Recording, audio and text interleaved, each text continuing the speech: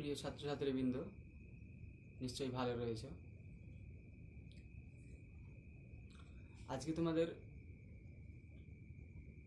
নতুন চ্যাপ্টার শুরু করা হবে, যে চ্যাপ্টারটির বিশাল অংশ জুড়ে রয়েছে তোমাদের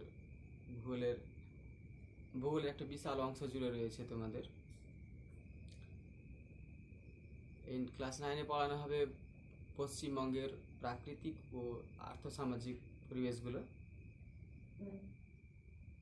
পরবর্তীতে ক্লাস 10-এ তোমাদের ভারত সম্পর্কে পড়ানো হবে। আজকে আমরা যা জানব, পশ্চিমবঙ্গের সাধারণ কিছু বিষয়, বা পশ্চিমবঙ্গ রাজ্য কিভাবে আসলো, পশ্চিমবঙ্গের জেলাগুলি কিভাবে গঠিত হলো, এবং সাধারণ কিছু জেনারেল বিষয়গুলো সম্পর্কে আজকে জানব। আমরা জানি আমাদের ভারতবর্ষ স্বাধীন হয়েছিল 1947 সালের 15ই আগস্ট। তখন কেবলমাত্র আমাদের ভারতেই গঠিত হয়নি, সঙ্গে সঙ্গে পাকিস্তানও গঠিত হয়েছিল। পাকিস্তান হয়েছিল 14ই আগস্ট, আমাদের ভারত থেকে একদিন আগে, বা রাত্রে বেলা ভারত স্বাধীন হয়েছিল। পাকিস্তান আর ভারত রাত্রেবেলায় স্বাধীন হয়েছিল। 12টার আগে পাকিস্তানকে স্বাধীনতা দেওয়া হয়েছিল, 12টার পরে ভারতকে স্বাধীনতা দেওয়া হয়েছিল। এই জন্য ভারতের স্বাধীনতা হয়ে গেছে 15ই আগস্ট, আর পাকিস্তানের স্বাধীনতা হয়ে গেছে 14ই আগস্ট। তো পাকিস্তান দুটি ভূখণ্ড ছিল, একটা পূর্ব পাকিস্তান, একটা পশ্চিম পাকিস্তান। পূর্ব পাকিস্তান বলতে বর্তমান বাংলাদেশকে বোঝাচ্ছে। বাংলাদেশ পরবর্তীকালে 1971 সালে স্বাধীন হয়ে যায়। তো 1947 সালের 15ই আগস্ট ভারতের অঙ্গরাজ্য হিসেবে এই পশ্চিমবঙ্গ আত্মপ্রকাশ করে। এই ভারতবর্ষের রাজ্যগুলিকে তখন কতগুলি শ্রেণীতে ভাগ করা হতো। ক শ্রেণী রাজ্য, খ শ্রেণী রাজ্য, গ শ্রেণী রাজ্য, ঘ শ্রেণী রাজ্য, কিছু দেশীয় রাজ্য বা স্বাধীন রাজ্যও ছিল তখন। রাজারা যে সমস্ত রাজ্যগুলি শাসন করত। তো পশ্চিমবঙ্গ ছিল ক শ্রেণীর রাজ্য। 1947 সালের 15ই আগস্ট নতুন করে এই পশ্চিমবঙ্গ গঠিত হলেও আসলে এর আগে পশ্চিমবঙ্গ বলে কোনো স্থান ছিল না। আমরা জানি বাংলা বা বঙ্গদেশ নামে একটি রাজ্য ছিল বিরাট অংশ জুড়ে ভারতবর্ষের। বাংলায় ছিল সেই সময়কার ভারতবর্ষের বৃহত্তম রাজ্য। কেবলমাত্র বৃহত্তম নয়, শিক্ষা, সংস্কৃতি, রাজনৈতিক চিন্তাধারা সব দিক দিয়েই বাংলা কিন্তু এগিয়ে ছিল।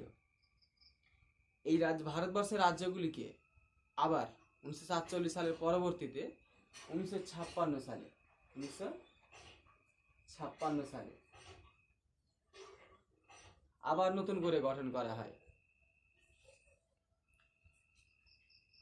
1953 সালটা 1953। তোমরা অন্ধ্রপ্রদেশের নাম শুনেছ। অন্ধ্রপ্রদেশ নামে কোনো রাজ্য ছিল না। একজন সিঙ্গারা ভেলু চেট্টিয়ার নামে একজন অন্ধ্রপ্রদেশের নাগরিক, তিনি আন্দোলন করতে লাগলেন মাদ্রাজ ভেঙে নতুন করে অন্ধ্রপ্রদেশ গঠনের দাবি তুলে। মাদ্রাজ ছিল বর্তমান তামিলনাড়ু, আর অন্ধ্রপ্রদেশ, তেলেঙ্গানা, এই 3টে রাজ্য মিলে।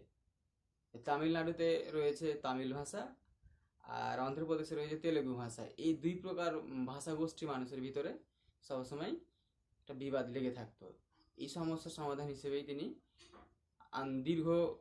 বেশ কিছুদিন আন্দোলন করার পরে 1953 সালে মারা গেলেন।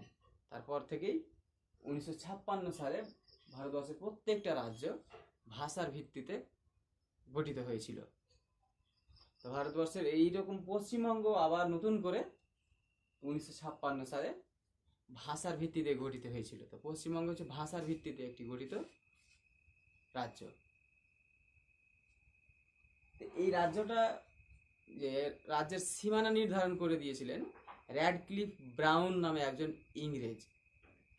তোমরা জানো যে পাকিস্তান আর ভারতের ভিতরে একটি সীমারেখা রয়েছে, যে সীমারেখাটার নাম হচ্ছে র্যাডক্লিফ লাইন।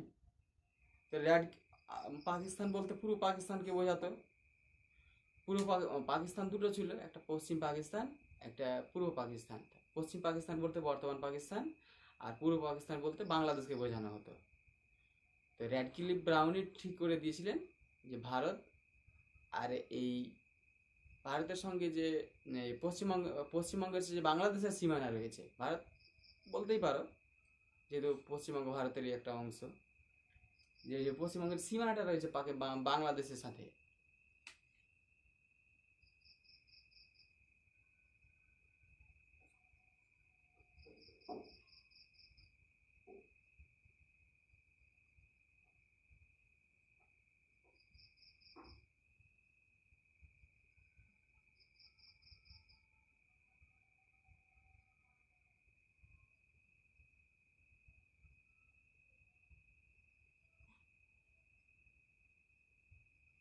এইদিকে রয়েছে বাংলাদেশ পূর্ব দিকে, এটা পশ্চিমবঙ্গের এই যে সীমানাটা, এই সীমানা নির্ধারণ করে দিয়েছিলেন র্যাডক্লিফ ব্রাউন 1947 সালের। 1956 সালে গঠিত হলেও ওই 1956 সালে ভারতবর্ষের রাজ্যগুলো নতুন করে গঠিত হলেও নতুন করে 14টি রাজ্য গঠিত হয়েছিল ভাষার ভিত্তিতে। যেমন হয়েছিল বিহার, পশ্চিমবঙ্গ, উত্তরপ্রদেশ, তারপরে ছিল বোম্বাই, এখন বর্তমানে যে আমরা বলছি গুজরাট আর মহারাষ্ট্র, এই দুটো একসঙ্গে বোম্বাই নামে ছিল। তারপরে তামিলনাড়ু, অন্ধ্রপ্রদেশ, পাঞ্জাব, জম্মু কাশ্মীর, এরকম 14টি রাজ্য গঠিত হয়েছিল, যার ভিতরে পশ্চিমবঙ্গ একটি রাজ্য। আবার পশ্চিমবঙ্গ পরবর্তীকালেও কিছু সংশোধন হয়েছে, পশ্চিমবঙ্গের বাউন্ডারি লাইন বা কিছু ডিস্ট্রিক্টগুলো বিভিন্ন সময় বা জেলাগুলো ভেঙেছে। এইরকমই কিছু জেলা আমরা দেখি। 1956 সালে ভাঙার পরে, নভেম্বর মাসে ভাঙার পরে 1950 সালে আবার একটু করে জেলাগুলো বর্ধিত হয়, জেলার সংখ্যা বৃদ্ধি পায়।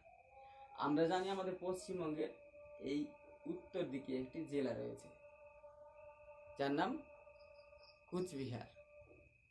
এই কুচবিহার ভারত স্বাধীন হওয়ার পরেও কুচবিহারে কিন্তু রাজা ছিল। পরবর্তীকালে কুচবিহার যে জেলার রাজ্যটি ভারতের অন্তর্ভুক্ত হয়ে যায়। এই কুচবিহার 1950 সালে পশ্চিমবঙ্গের অন্তর্গত হয় নতুন করে কুচবিহার জেলা। পরবর্তীতে 1954 সালে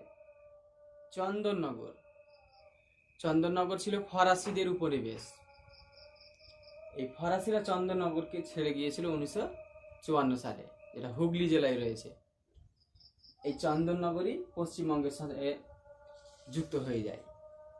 পরবর্তীতে 1956 সালে যখন রিঅর্গানাইজেশন হয়, পূর্ণিয়া জেলার সঙ্গে বিহারের, তোমরা জানো বিহারের পূর্ণিয়া নামে একটি জেলা রয়েছে, এর বেশ কিছু অংশ পশ্চিমবঙ্গকে দেওয়া হয় আর কিছু অংশ পূর্ণিয়া জেলায় বিহারে চলে যায়। এবার এই বাউন্ডারি লাইন ঠিক হয় 1956 সালে। তোমরা জানো যে পশ্চিমবঙ্গের একটি রাজ্য পুরুলিয়া, এই পুরুলিয়ার সঙ্গেও কিছু লেনদেন হয়। পুরুলিয়া জেলার মানভূম জেলার কিছুটা অংশ আমাদের পুরুলিয়া জেলাতে চলে আসে। তারপরে 1986 সালে যে 24 পরগনা নামে একটি রাজ্য ছিল, জেলা ছিল পশ্চিমবঙ্গের, এই 24 পরগনা ভেঙে দুটি জেলাতে পরিণত হলো। একটি হচ্ছে দক্ষিণ 24 পরগনা আর একটি উত্তর 24 পরগনা। 1992 সাল দিনাজপুর কেবলমাত্র আমাদের ভারতে নেই বা পশ্চিমবঙ্গে নেই, বাংলাদেশেও রয়েছে দিনাজপুর জেলা একটা বড় জেলা ছিল। এটা কিছুটা অংশ বাংলাদেশে চলে গেছে, কিছুটা অংশ পশ্চিমবঙ্গে রয়েছে। আবার পশ্চিমবঙ্গের দিনাজপুর জেলা 1992 সালে ভেঙে দুটি জেলায় পরিণত হয়। একটি হচ্ছে উত্তর দিনাজপুর আর একটি দক্ষিণ দিনাজপুর। যে উত্তর দিনাজপুরটা রয়েছে এইটুকু জেলা নিয়ে, আর দক্ষিণ দিনাজপুরটা রয়েছে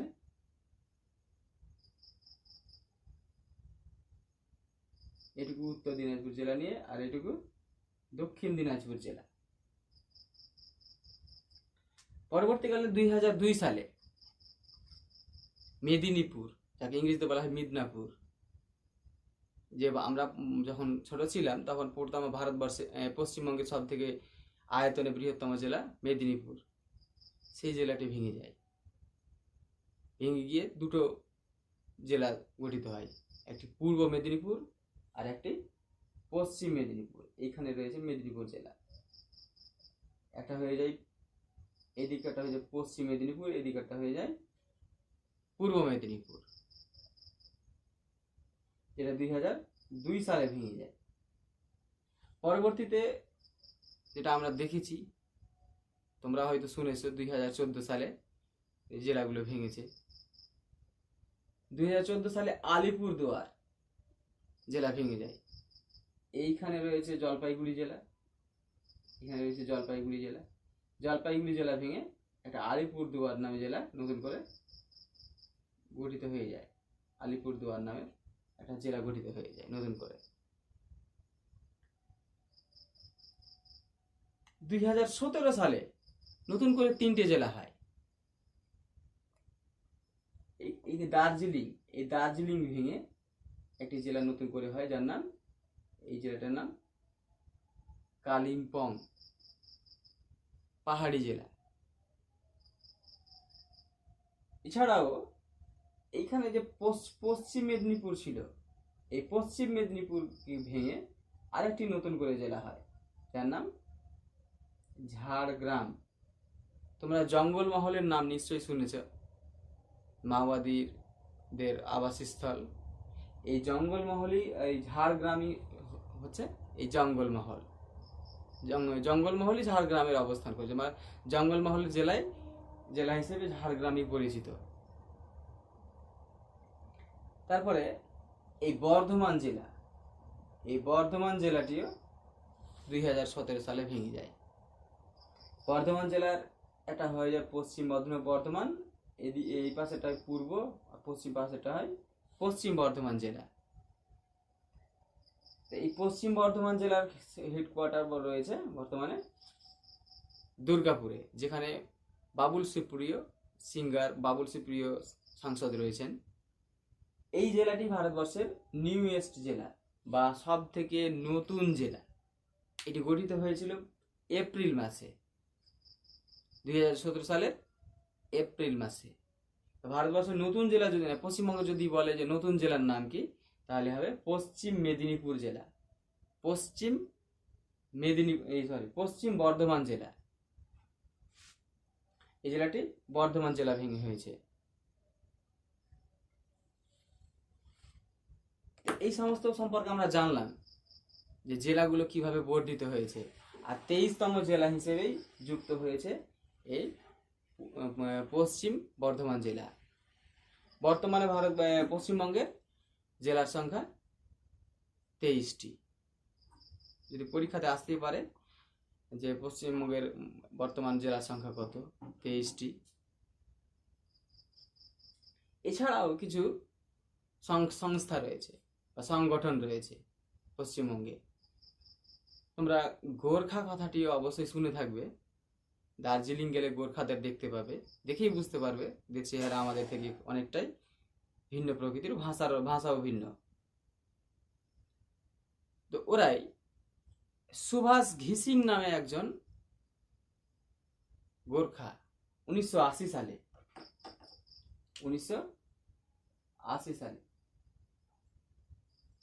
এখানে যে দার্জিলিং জেলা রয়েছে, এখানেই রয়েছে। পাহাড়ে যারা বাস করে, দার্জিলিং গেলেই বুঝতে পারবে। সালটা 1980। সুভাষ ঘিসিং নামে একজন গোর্খা একটি সংগঠন গড়ে তুলল, সেটি হয়েছে গোর্খা ন্যাশনাল লিবারেশন ফ্রন্ট বা গোর্খা জনমুক্তি মোর্চা গড়ে তুলল। বাংলাতে যাকে বলা হয় গোর্খা জনমুক্তি মোর্চা, এই সংগঠনটি গড়ে তুললে।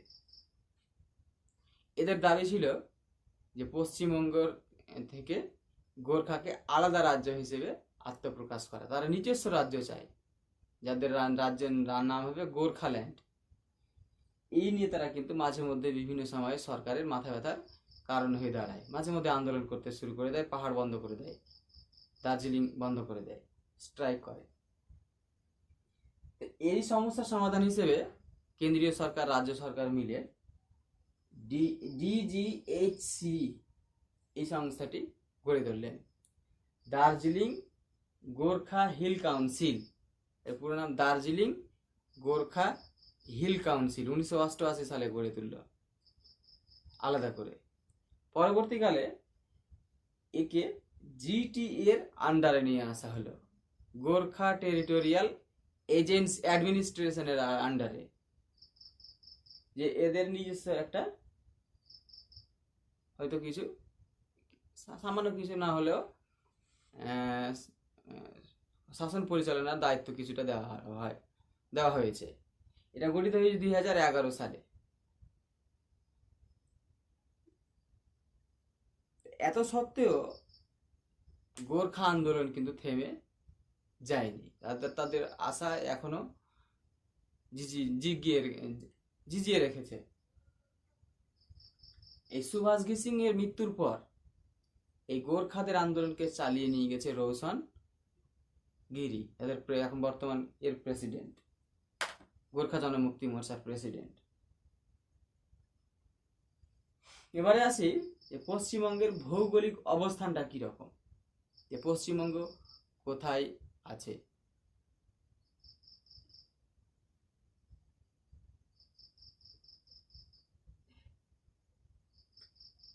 বর্তমানে কামতাপুরি নামে একটা ভাষা রয়েছে কোচবিহারের দিকে, এরাও চাইছে কামতাপুরি নামে একটি নতুন রাজ্য, যাদের ভাষা হবে কামতাপুরি ভাষা।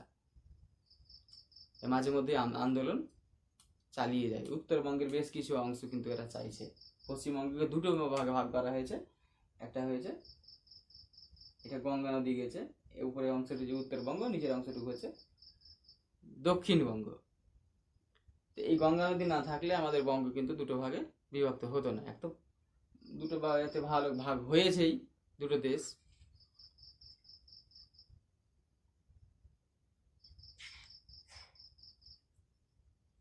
তোমরা শুনে থাকবে 2011 সাল আমাদের পশ্চিমবঙ্গের ইংরেজি নাম রয়েছে ওয়েস্ট বেঙ্গল।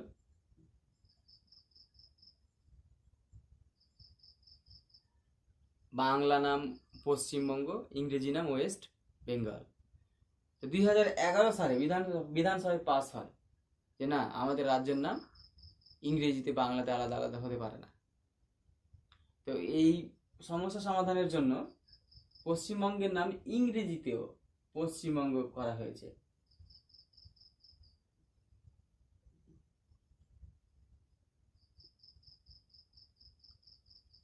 পশ্চিমবঙ্গ এই পশ্চিমবঙ্গই রাখা হয়েছে। 2018 সালে আবার 2018 সালে আবার পশ্চিমবঙ্গকে বাংলা নামে ঘোষিত করা হয়েছে, ঘোষিত করার মানে সিদ্ধান্ত নেওয়া হয়েছে। এখনো বাংলা হিসেবে পুরোপুরিভাবে আমাদের পশ্চিমবঙ্গকে মানে সরকারি স্বীকৃত পায়নি। যাই হোক, আমাদের পশ্চিমবঙ্গের নাম কিন্তু বিভিন্ন সময়ে পরিবর্তিত হয়েছে। প্রথমে বাংলা ছিল বা বঙ্গদেশ ছিল, তারপরে ওয়েস্ট বেঙ্গল হলো, আবার তারপরে পশ্চিমবঙ্গ, তারপরে আবার বাংলা।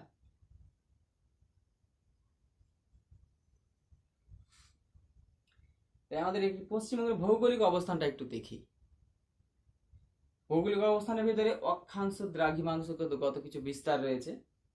যেমন অক্ষাংশগত বিস্তার যদি আমি দক্ষিণ দিক থেকে ধরি তাহলে কিন্তু 21 ডিগ্রি 38 মিনিট উত্তর, আর উপরের দিকে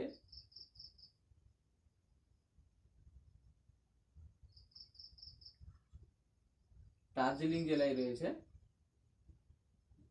27 ডিগ্রি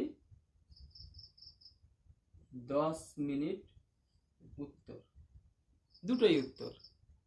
এই দুটোই উত্তর দেখে আমরা কি বুঝবো যে আমাদের পশ্চিমবঙ্গ উত্তর গোলার্ধে অবস্থান করছে। দুটোই অক্ষাংশ উত্তর মানে কি আমাদের পশ্চিমবঙ্গ উত্তর গোলার্ধে অবস্থান করছে। আর একদম পশ্চিমবঙ্গের মাঝ বরাবর বুক চিরে গেছে একটি রেখা, যার নাম কর্কট ক্রান্তি রেখা। আমাদের পুরুলিয়া, বর্ধমান, নদিয়া এই সমস্ত জেলাগুলোর উপর দিয়ে গেছে। এর উপর একটি বিখ্যাত শহর রয়েছে পশ্চিমবঙ্গের, যার নাম কৃষ্ণনগর। আমরা জানি নদিয়া জেলার জেলা সদর কৃষ্ণনগর। পরীক্ষাতে পড়ে যে কোন শহরের উপর দিয়ে গেছে, কৃষ্ণনগরের উপর দিয়ে গেছে।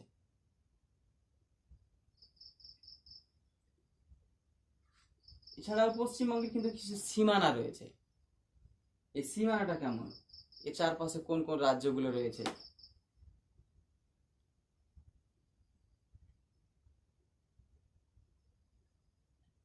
দ্রাঘিমা দেখি একটু, দ্রাঘিমাংশ বিস্তার কত? দ্রাঘিমাংশগত বিস্তার এইদিকে পশ্চিম প্রান্তে 85°50' পূর্ব থেকে এই পূর্ব প্রান্তে এখানে 89°50' পূর্ব। এখানেও দেখো দুটোই পূর্ব। এটা দ্রাঘিমাংশগত বিস্তার, দুটোই পূর্ব। এটা কি প্রকাশ করছে যে আমাদের পশ্চিমবঙ্গটি পূর্ব গোলার্ধে অবস্থান করছে। দ্রাঘিমাংশগত বিস্তার হিসেবে পূর্ব গোলার্ধে অবস্থান করছে। একটু ভৌগোলিক সীমাটা দেখি।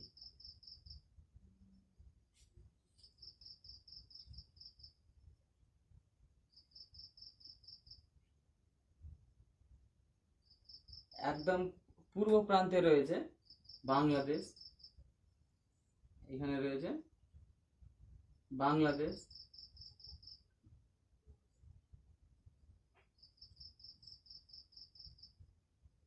পশ্চিমবঙ্গের ভারতের প্রতিবেশী দেশ।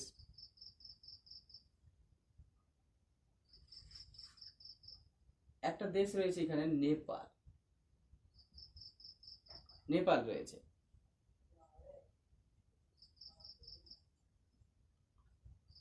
আর একটা দেশ রয়েছে এইদিকে, সেই দেশটির নাম হচ্ছে ভুটান।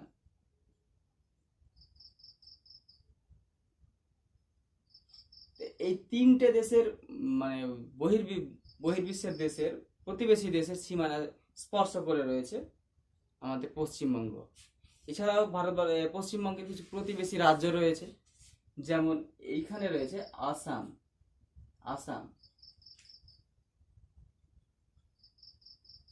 এইদিকে রয়েছে বিহার পূর্ব দিকে, পশ্চিম দিকে, উত্তর দিকে রয়েছে সিকিম উত্তর দিকে, আর এই পশ্চিম দিকে রয়েছে ঝাড়খণ্ড।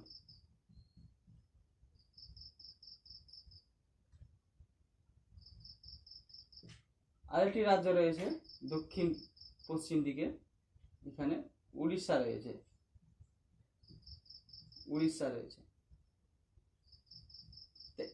এই রাজ্যগুলো, এইটুকু হচ্ছে পশ্চিমবঙ্গের প্রতিবেশী। তিনটে দেশ রয়েছে, আবার বলছি বাংলাদেশ, ভুটান, নেপাল।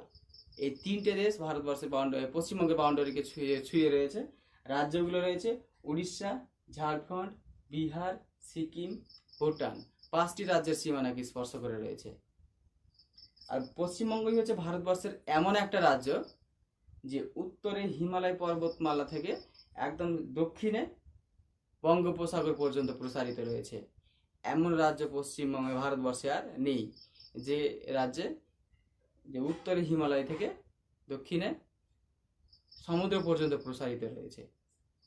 এই জন্য পশ্চিমবঙ্গের ভূপ্রকৃতি কিন্তু বৈচিত্র্যময়, টুরিস্ট স্পটের কিন্তু অভাবই নেই। একদিকে দার্জিলিং থেকে শুরু করে অন্যদিকে সুন্দরবন পর্যন্ত। আমরা একটু দেখি যে আমাদের পশ্চিমবঙ্গের বিস্তারটা কিরকম। উত্তর দক্ষিণে এখানে দার্জিলিং জেলা থেকে শুরু করে নিয়ে এই দক্ষিণ দিনাজপুর, এই দক্ষিণ 24 পরগনা জেলার শেষ প্রান্তে এইটুকুর দৈর্ঘ্যটা কত?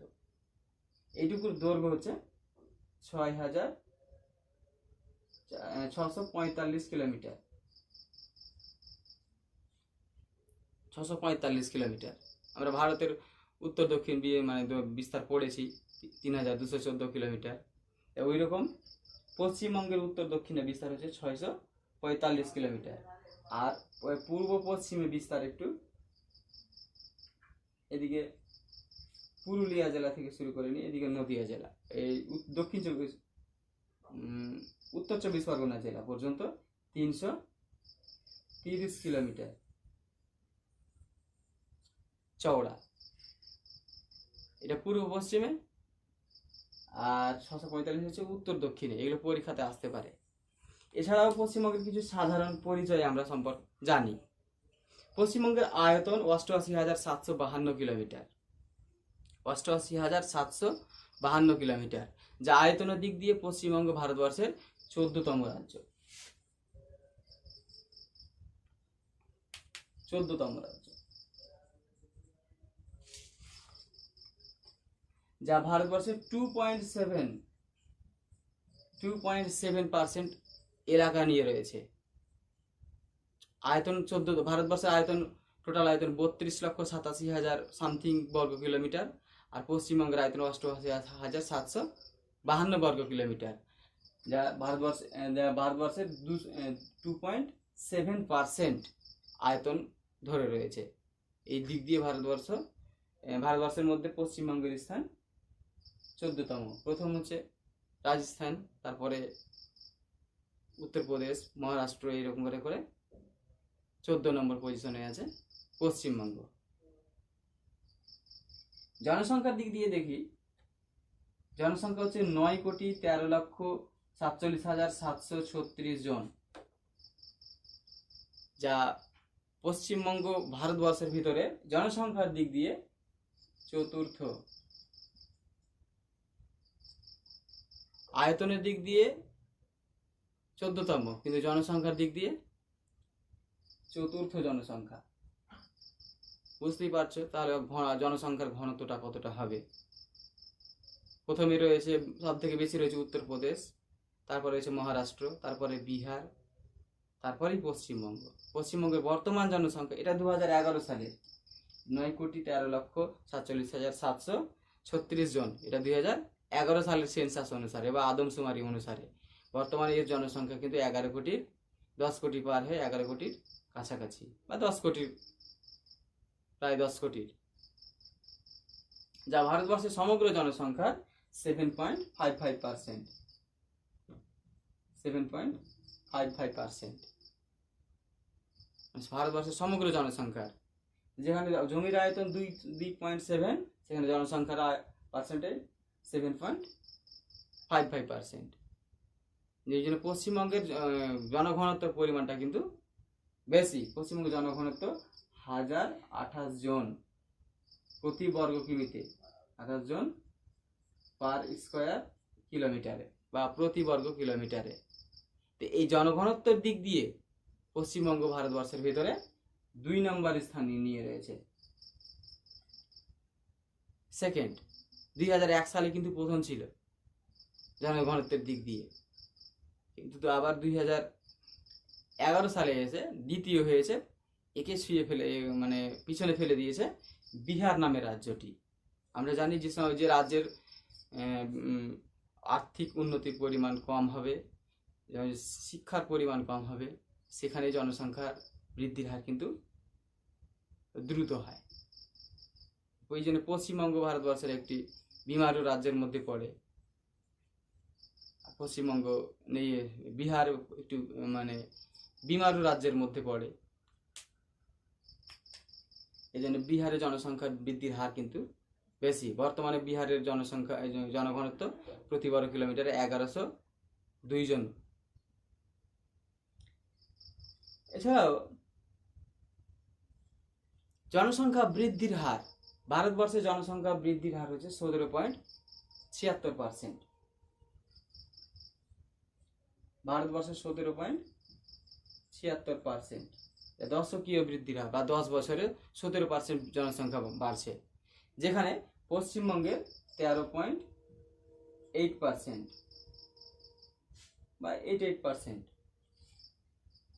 13.8% বললেই হবে, 13.8%। বুঝতেই পারছে পশ্চিমবঙ্গের জনসংখ্যা বৃদ্ধির হার ভারতের জনসংখ্যা বৃদ্ধির হার থেকে কিন্তু কিছুটা কম, যেখানে ভারতবর্ষের জনসংখ্যা বৃদ্ধির হার গড়ে 17.7%, সেখানে পশ্চিমবঙ্গের 13.8%। তাহলে অন্যান্য রাজ্যগুলি জনসংখ্যা বৃদ্ধির হার অবশ্যই বেশি হবে, যেমন আমাদের পশ্চিমবঙ্গের ভারতের মেঘালয়ের জনসংখ্যা বৃদ্ধির হার সব থেকে বেশি, আর নাগাল্যান্ডের জনসংখ্যা বৃদ্ধির হার সব থেকে কম।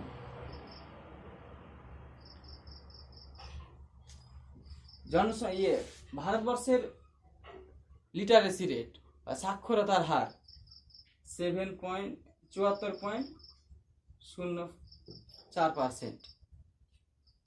ভারতের লিটারেসি রেট বা সাক্ষরতার হার, যেখানে পশ্চিমবঙ্গের হচ্ছে 76.3% বা 76.26%, যেটা ভারতের গড় থেকে কিন্তু কিছুটা বেশি।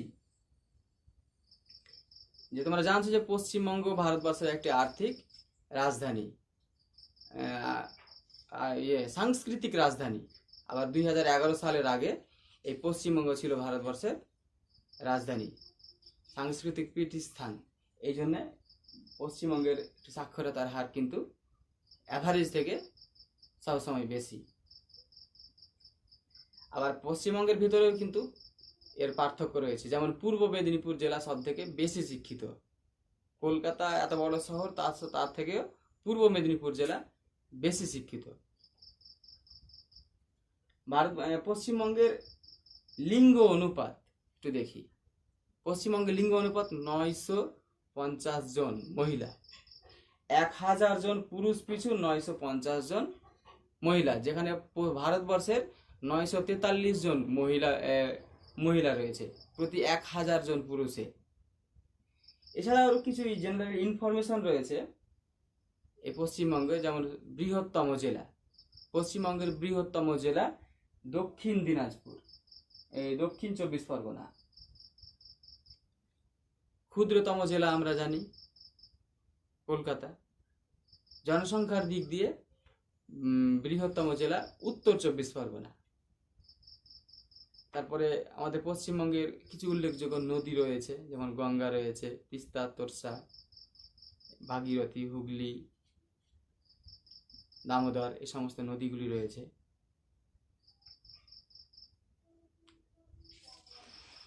কয়েকটা শহর রয়েছে আমাদের পশ্চিমবঙ্গের উল্লেখযোগ্য, যেমন কলকাতা রাজধানী শহর, শিলিগুড়ি, তারপরে আসানসোল,